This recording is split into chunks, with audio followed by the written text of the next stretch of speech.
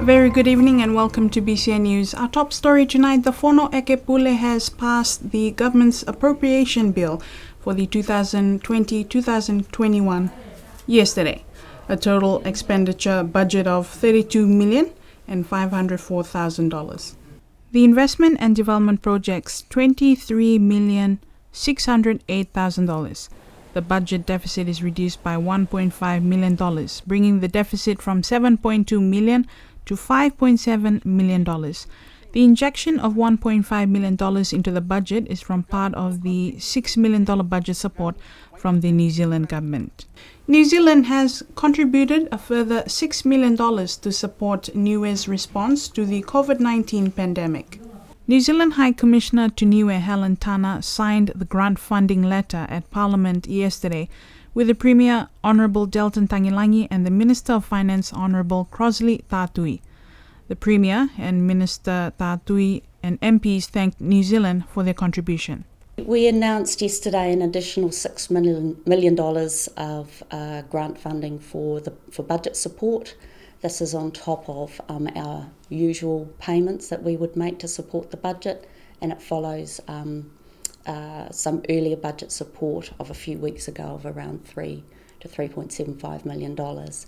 And this funding will be focused on preparations for COVID-19, just to assist with health preparations, to assist with border preparations, and also to assist just the general budget support because, of course, the economy has been affected and the private sector has been affected. The government of Niue would decide the priorities within that expenditure based on their economic recovery plan, which they shared with us earlier on in the year. The New Zealand High Commissioner also conveying her condolences on the passing of the former Premier and outlined her immediate priorities. If I could just start by, again, extending New Zealand's condolences to the family of Sir Toki Talangi and to the government and people of Niue. There were many New Zealanders and Niueans who were not able to come up for the funeral, and many of his friends who would have liked to have been here on Monday, and they send their best wishes to the family and to Niue following Sir Toki's passing. For me, it's exciting to be here. I'm really proud to have been appointed to this position in Niue, and my focus really is on the Statement of Partnership which the Premier Dalton Tangilangi signed last year with our Parliamentary Under-Secretary, and that sets out for both Niue and New Zealand the principles and priorities for our relationship, and it's very much based on a mutual friendship and a long-standing friendship and mutual respect so that we can have good conversations. I'm very excited that the welcome I've had since I arrived here has been incredibly warm, particularly from the Premier and from the ministers who I was able to meet on Monday morning before the funeral, but also just right across Lofi for the 3 days that I've been here, and in isolation for the 2 weeks that I was there. I got to meet some people that I perhaps wouldn't have met for some time while I was here, and they're very kind and very warm and very helpful with my pronunciation of Vangahau Niue and have helped me out quite a lot. I think my time has probably changed on what I expected when I applied for the position because of COVID-19. We've seen the effects of the virus on New Zealand and on Niue and right around the world, so our focus here in the High Commission at the moment is around all of those policies and procedures that we can help to put in place to keep Niue safe. Concerns are being raised by Niueans on the announced plans to charge managed isolation in New Zealand. New Zealanders who enter the country temporarily or who leave after planned regulations come into force will be charged for managed isolation. The Minister in charge of Managed Isolation Facility, Megan Woods, said the legislation will be introduced to Parliament. Concerned citizens in Niue that have plans to attend graduation ceremonies in New Zealand in the coming months have called on the Premier to look into the matter.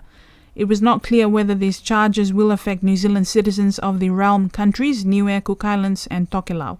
It is understood that the Premier has spoken to the New Zealand High Commissioner Helen Tana on this matter. The Premier and I spoke briefly about it yesterday, and we're aware that there are concerns in Niue.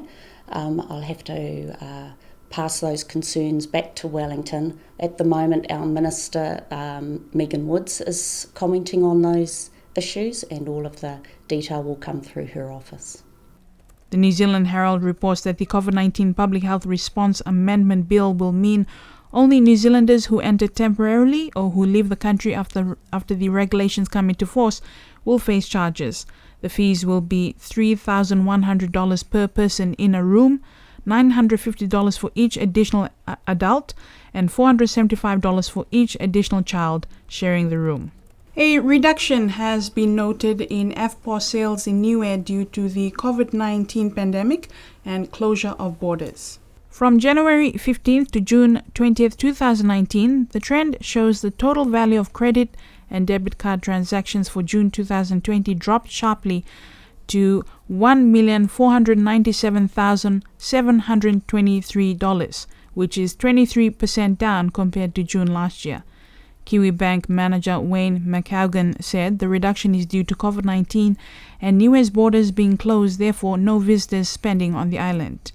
He says, quote, "We would expect the year-on-year result to be at least 25% less, maybe a greater reduction than that as we enter what was the peak tourist season, July to October. The spending being seen now is obviously limited to those on island, and therefore maintaining spending level is also very dependent on the private sector wage subsidy being extended, along with government employees continuing to spend at present levels." Unquote. Meanwhile, on remittances, the bank manager also revealed that Niue is unique in that it has more Western Union payments going out mainly to other Pacific Islands than funds coming in mainly from Australia and New Zealand. And finally, the pricing of internet services from the Manatoa cable will depend on each member country. The Manatoa Consortium has announced the cable is ready for service. The 4 Manatoa Consortium parties, of which Telecom Niue Limited is one, are sharing the cost of the cable, and each in return receives capacity on it.